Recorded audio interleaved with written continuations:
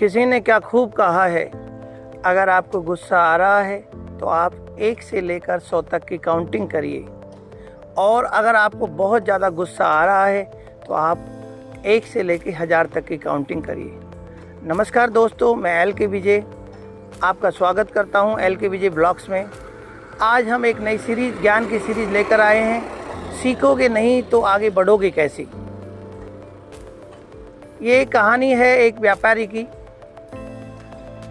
जो बार बार ये कोशिश करता है, अपने माँ बाप से कहता है कि मुझे विदेश जाना है, मुझे एक बिज़नेस करना है। तो माँ बाप बड़े चिंतित होते हैं कि ये बच्चा विदेश चला जाएगा तो फिर इसके पीछे परिवार में ध्यान रखने वाला कौन रहेगा।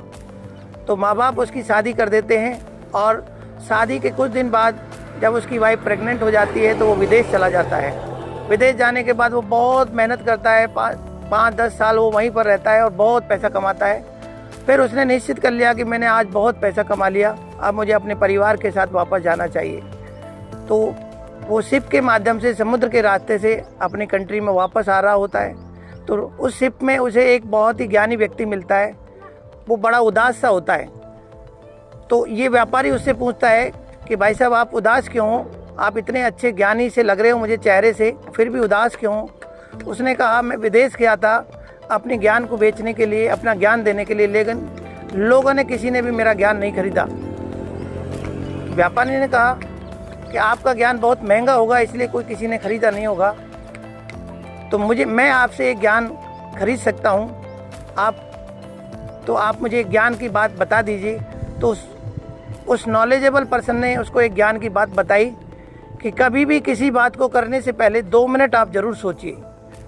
किसी भी तरह का कोई काम हो, आप 2 मिनट उस पर विचार कीजिए, फिर आप अपना काम करिए। इस तरह से उस लर्नेड मैन ने $500 उस ज्ञान के लिए ले लिए। व्यापारी ने सोचा, बहुत महंगा ज्ञान है, और ज़्यादा पैसे मैं इसको दे नहीं सकता और ज्ञान ले नहीं सकता, क्योंकि मुझे अपने परिवार को पैसा भी देना है। तो वो व्यापारी बिना किसी सूचना के अपने घर पहुंचता है। रात का अंधेरा होता है, खिड़की से वो देखता है कि उसके घर में चारों तरफ गार्ड लगे होते हैं। खिड़की से अपने पत्नी का बेडरूम वो देखता है, तो उस बेडरूम पे वाइफ के साथ में एक लड़का भी पगड़ी बांधे हुए सो रहा होता है। व्यापारी बहुत गुस्सा होता है कि मैं इतने दिन अपने परिवार के लिए मेहनत कर रहा हूँ और यहाँ मेरी वाइफ किसी आदमी के साथ पलंग पर सो रही है। तो वो तलवार निकालता है जहाँ तलवार रखी होती है, और उसको मारने के लिए, उस लड़के को मारने के लिए जा रहा होता है। लेकिन उसी समय उसको उस शिक्षाविद का ज्ञान ध्यान में आता है, जो उसने $500 में खरीदा था, कि किसी भी काम को करने से पहले 2 मिनट ज़रूर सोचिए। वो सोचने लगा। अब इसी सोचबुन में उसके हाथ से तलवार गिर गई और उसकी पत्नी जाग गई। पत्नी ने देखा कि उसके पति वहाँ बाहर खड़े हुए हैं, और उन्होंने उसके पैर छुए और कहा, स्वामी,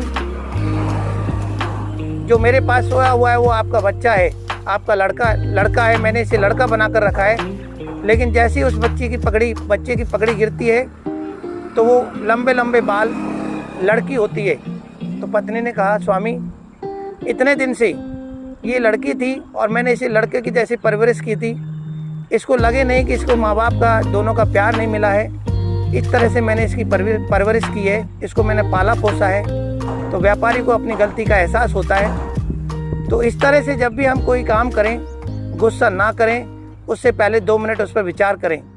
तो आशा है आपको ये कहानी पसंद होगी, आप इसे सीखेंगे और इसे अपने जीवन में उतारेंगे। Bye bye, take care.